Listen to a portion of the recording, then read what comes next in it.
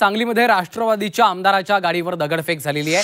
आमदार इद्रिस नायकवडी यांच्या गाडीवर दगडफेक झाली। अज्ञात व्यक्तीने त्यांच्या गाडीवर दगडफेक केल्याची माहिती आहे। मिरजच्या जानराववाडी बेळंकी दरम्यान ही घटना घडलेली आहे। घटनास्थळी आता मिरजचे ग्रामीण पोलीस दाखल झाल्याची देखील माहिती समोर येते आहे। आमदार इद्रिस नायकवडींच्या गाडीवर दगडफेक झाल्याचं समोर आलेलं आहे। सरफराज सनदी आमचे प्रतिनिधी सध्या फोनलाईनवरून आपल्या सोबत जोडले गेलेले आहेत। सरफराज, नेमकं काय घडलेलं आहे, काय अपडेट्स आहेत?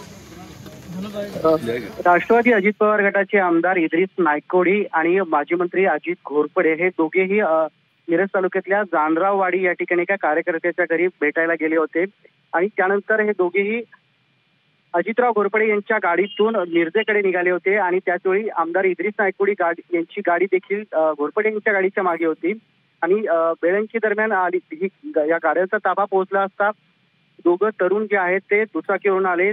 या दोघांच्याही तोंडाला रुमाल बांधला होता आणि त्यांनी या आमदार इद्रिस नायकवडी यांच्या गाडीवर दगडफेक केली आणि त्यानंतर हे दोघेही तिथून पसार झालेले आहेत।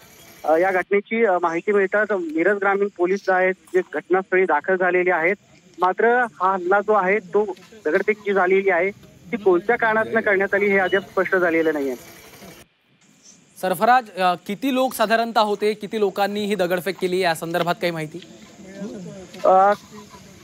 दोन तरुण जे आहेत ते दुचाकीवरून आले होते आणि भरधाव दुचाकीवरून येऊन या दोघांनी आमदार इद्रिस नायकवडी यांच्या गाडीवर दगडफेक केली आहे आणि त्यानंतर ते दोघे पसार झालेले आहेत।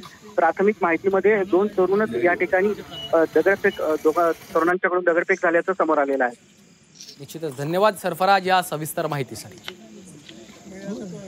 मिरजच्या जानराववाडी बेळंकीतली ही घटना आहे। अज्ञात व्यक्तीनं या गाडीवर दगडफेक केल्याची माहिती समोर येते। आमदार इद्रिस नायकवडींच्या गाडीवर दगडफेक झालेली आहे।